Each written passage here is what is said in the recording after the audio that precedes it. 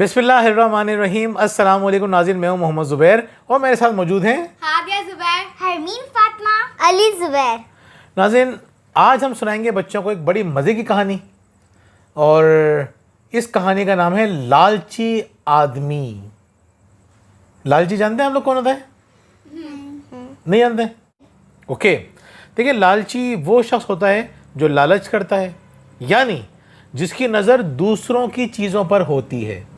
यानी उसके पास चाहे कितना भी कुछ हो, वो चाहेगा दूसरों की चीज़ें मेरे पास आना शुरू हो जाएं। उसकी नज़र हमेशा दूसरों की चीज़ों पर होती है। वो एक तरह से नाशुक्रा भी होता है। अच्छा, किस तरह से? क्योंकि उसके पास जो कुछ भी होता है उसका शुक्र करने के बजाय दूसरों की चीज़ों पे नजर रखता है। बहुत अच्छा पॉइंट है। देखें, लालची इंसान असल में एक बुरा इंसान तो होता ही है, लेकिन वो नाशुक्रा भी होता है कि उसके पास जो कुछ है उसका शुक्र अदा नहीं करेगा। वो चाहेगा दूसरों की चीज़ें भी मेरे पास आ जाएं। ये क्यों चाहता है? हाँ, इसलिए क्योंकि वो लालची होता है। तो खैर, तो हम इसके बारे में अब कहानी में शुरू करते हैं। एक शख्स था, उसका नाम था असलम। वो जो लालची था, वो एक मर्तबा उसके पास जो सोने के जो सिक्के होते हैं ना, गोल्ड कॉइन्स, वो 30 गोल्ड कॉइन्स का एक बटवा था। बटवा क्या होता है?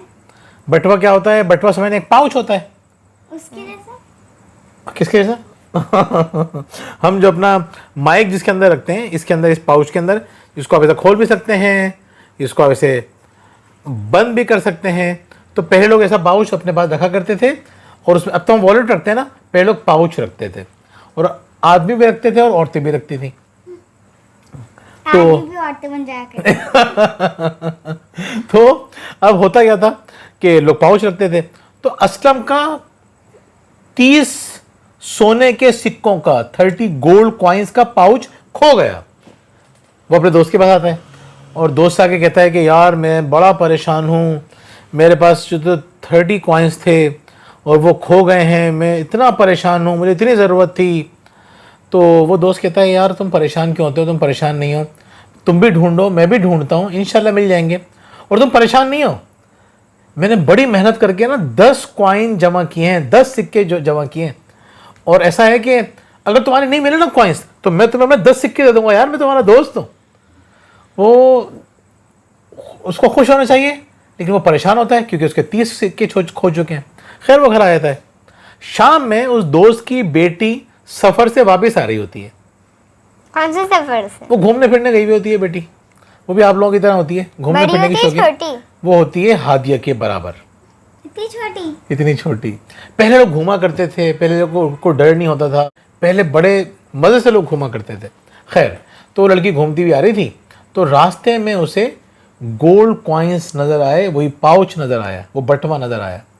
तो उस लड़की ने उठाए और लेके सीधी अपने वालिद के पास आई।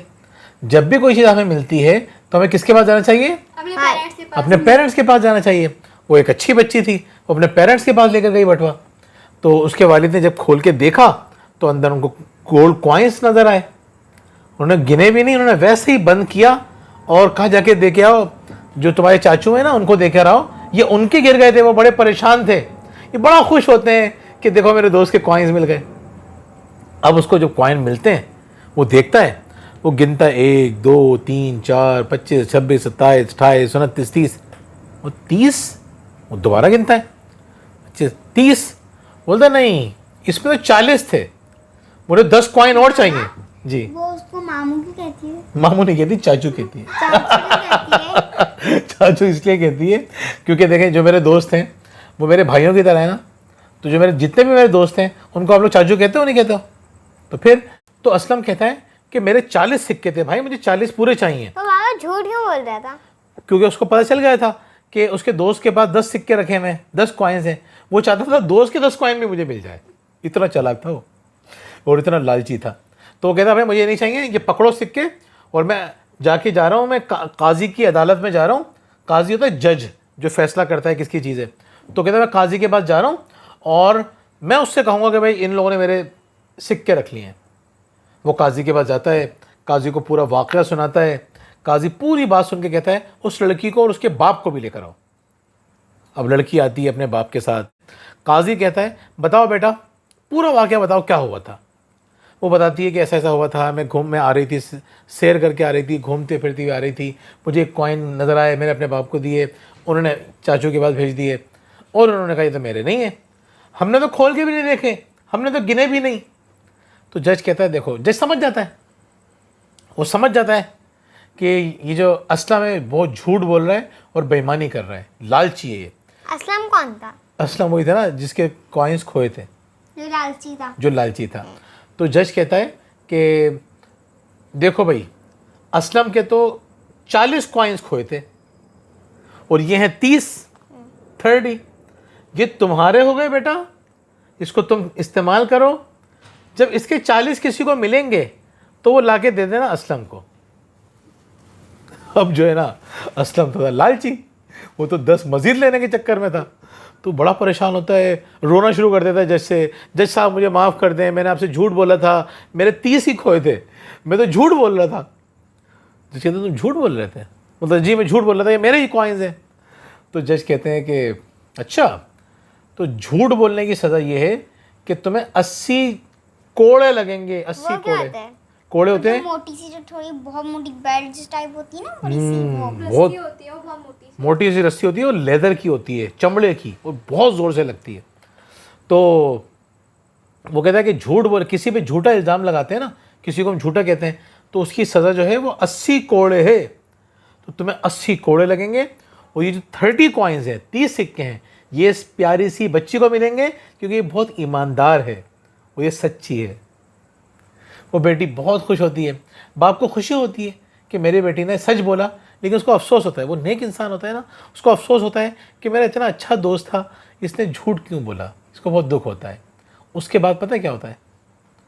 उसके बाद कोई भी आदमी, पूरे गांव का कोई भी आदमी असलम के ऊपर यकीन नहीं करता, सब उसको बुरा इंसान कहते हैं।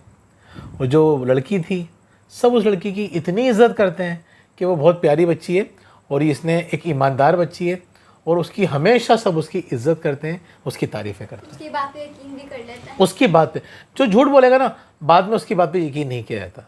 तो बच्चों, कैसी लगी कहानी आप लोगों को? बहुत अच्छी। तो आप लोगों एक एक करके बताएं इस कहानी से आपने क्या सीखा। पहले मैं बताऊं? सही, शाबाश। मैंने ये सीखा, हमें कभी झूठ नहीं बोलना चाहिए, जबरदस्त, और कभी भी लालची नहीं होना चाहिए। जबरदस्त। अच्छा, लालची का मतलब समझ में आ गया ना? गुड।